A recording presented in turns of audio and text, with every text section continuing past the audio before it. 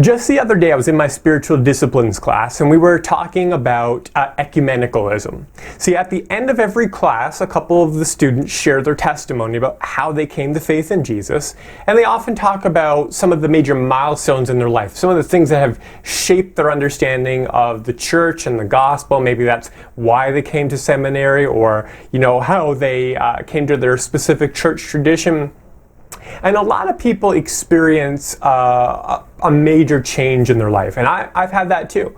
I grew up in a Pentecostal church. That was the church tradition of my parents.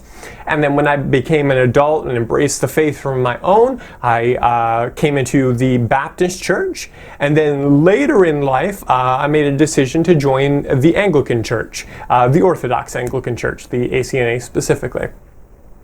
And so I've had that experience of changing church traditions myself. So the conversation about ecumenicalism was about, the teacher asked somebody, I think they came from, or they're a part of a Reformed Presbyterian tradition, and he was just asking him to talk about their perspective of judging other Christians who are different from your faith tradition. Now, there's something good about this, but there's also something wrong about this, because what she wanted him to basically say, or to talk about from his perspective, is how kind of an uncomfortableness with anyone who thinks differently than you on your specific tradition. Let me get something that maybe more people will agree upon, rather than talking about something more debatable.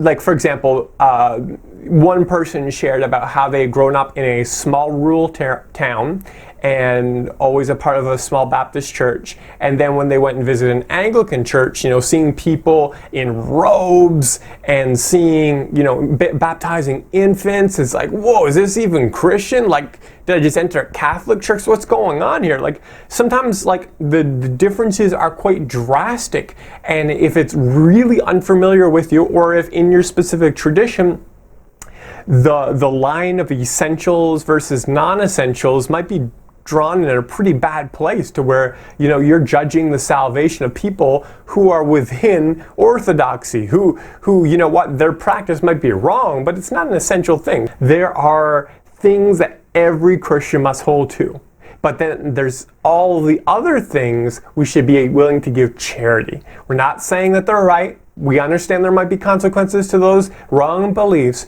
but charity, because not everything in Scripture is crystal clear. There are some things which very smart men have debated through the years and have come to different positions on. They don't affect the core of the gospel, who God is and what the gospel is. So if you think of this as a spectrum, okay, on the one side you have people who prize doctrinal correctness, and they want to get all their, cross all their T's, dot all their I's. They'll call out anything that they think is wrong and heretical, and they kind of make their group smaller and smaller and smaller, because all of the other people are getting things wrong.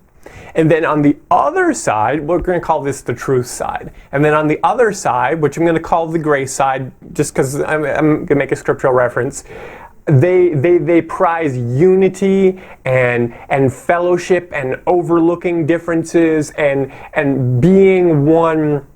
And they're not necessarily saying that, hey, everybody's got everything right, but just more those differences don't matter. They shouldn't keep us apart. We should be one. And so when you have this spectrum of truth and grace, Jesus in the Gospel of John was called a man full of grace and truth. He held both together.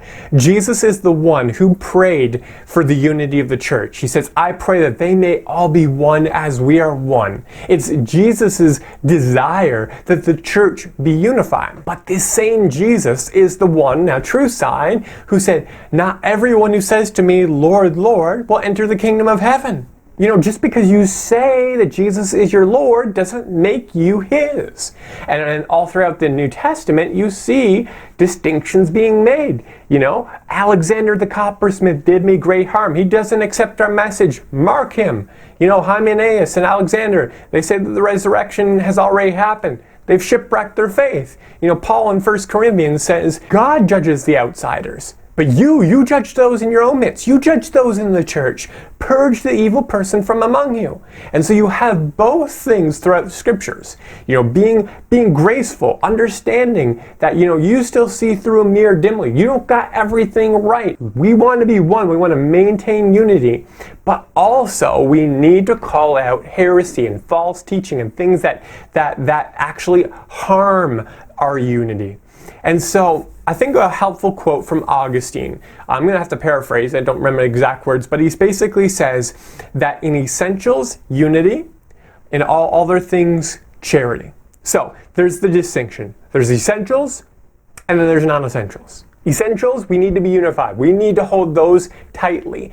And then non-essentials, we need to be charitable with one another. Understanding that people have different convictions. They still love God, they still love the Bible, they're trying their best to figure it out and walk it out, but they see things a little differently than you. And that's okay. That's okay. So the main thing I want to highlight is that these two sides, the truth and the grace, they often look down upon each other. The truth is, these guys are squishy, they're wishy-washy, they won't take stands, and these guys are judgmental and heresy hunters and Pharisees. And it's like, we need to hold both in lockstep together, like Jesus, a man full of grace and truth. So here is what people get wrong. And it's why I try my best. Don't got this perfect. I was much more, I think, I lean more towards the true side, and I know that I have put the line of essentials and non-essentials in the wrong place before. I have wrongly questioned the salvation of people for things that I should have been giving charity to. That was my sin, that was my wrong. I'm still growing, but I think I'm getting closer to the center by God's grace.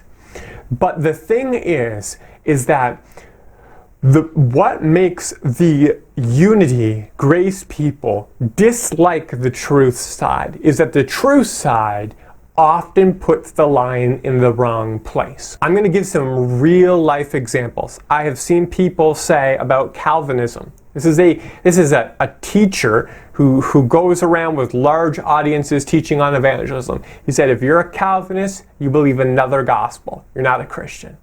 Broke my heart when he told that to me. I saw another person, a Reformed person, a Calvinist, say, if you believe in the charismatic gifts today, if you practice them, you're not a Christian. You're filled with Satan, filled with the devil. Had people have gone to church with, say, if you believe in lordship salvation, that means, if you believe that people need to make Jesus Lord, you need to obey God and turn from your sins, you're preaching works righteousness, another gospel, you're not saved. I understand why people can have a bad taste in their mouth when they hear that. But the problem is not with making distinctions between true and false. The problem is that people are putting the line in the wrong place. They're giving, doctrinal fidelity a bad name. So if getting the line in the wrong place is what's causing the problems, where is the line?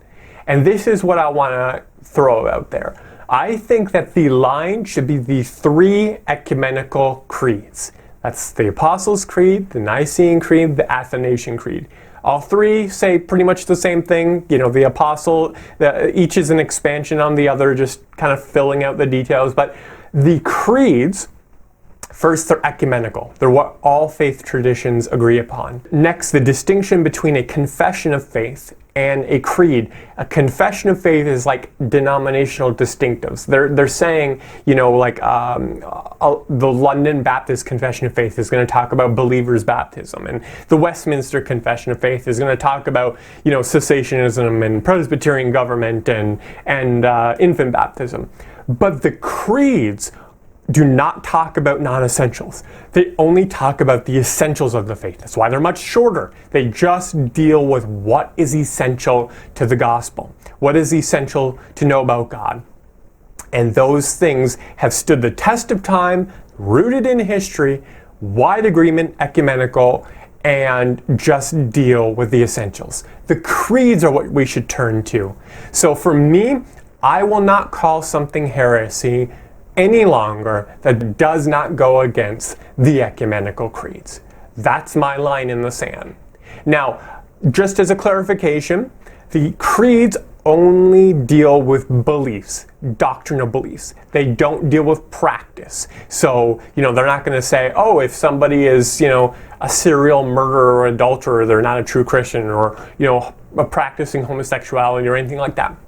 It does not deal with practice. We do have to have another standard for orthopraxy, but doctrinally, when we're talking about things, creedal things you must believe about the truth of the gospel and of the Bible and of God, the creeds are where we should turn to.